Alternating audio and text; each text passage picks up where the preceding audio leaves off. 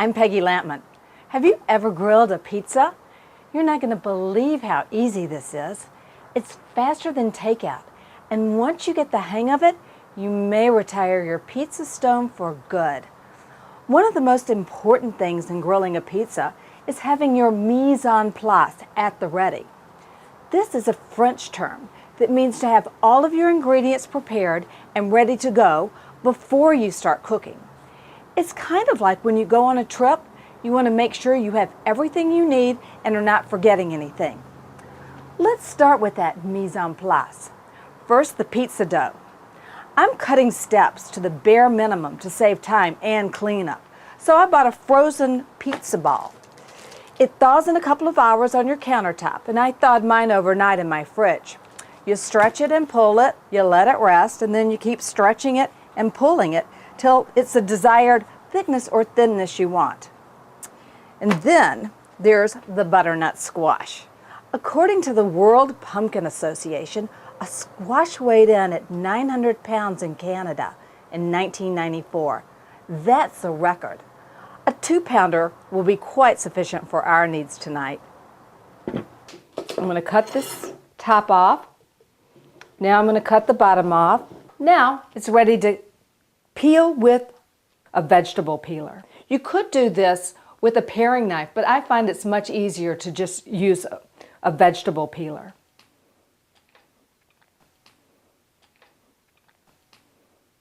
Then scoop it out, and there you have it, all ready for slicing and roasting in your oven.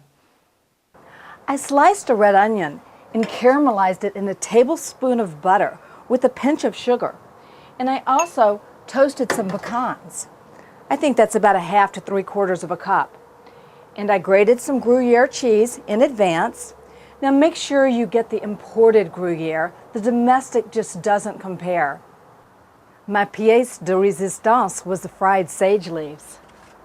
I like to just get some oil. I'm using grapeseed oil today, and heat it up. You can test it to see if it's hot enough by just putting a little sage leaf in here, and when it starts to crackle, it's ready to go. There we go. Snap, crackle, pop. Absolutely perfect. Now, a little sprinkle of kosher salt. And here we have fried sage leaves, ready for tonight's pizza. The second and most important thing is the heat of your grill. I like a 2-zone fire. You need one side low heat and the other side high heat. You'll give your pizza dough an initial sear on the hot side, and then you'll decorate the pizza and melt the cheese on the low side.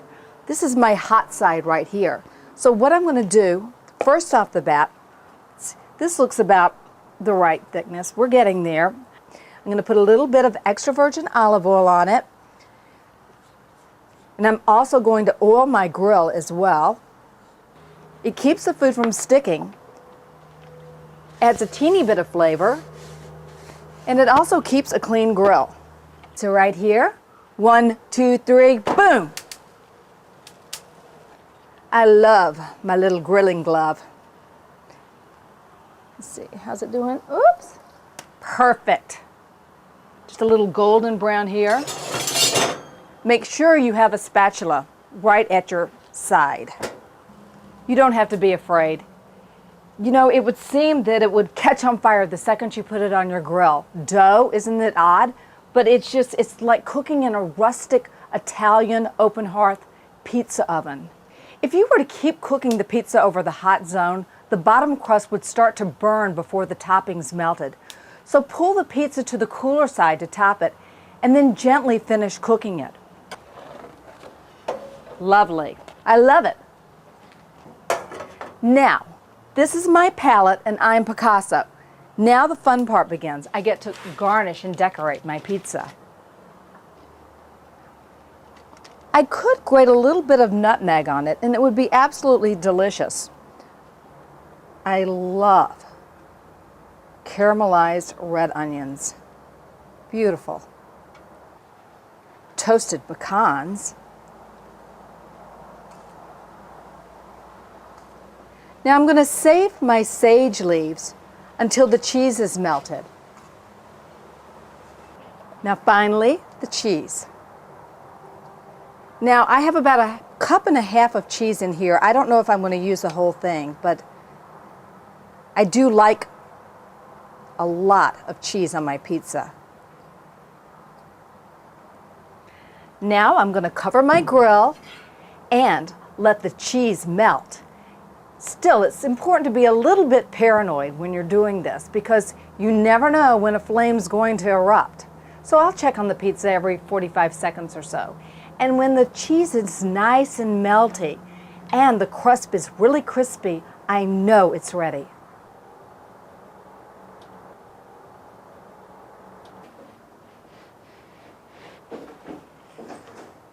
Oh, it's beautiful. There's only one thing left, and that is to garnish it with my fried sage leaves. Beautiful. Who wouldn't be thrilled to be served a roasted butternut squash pizza for dinner?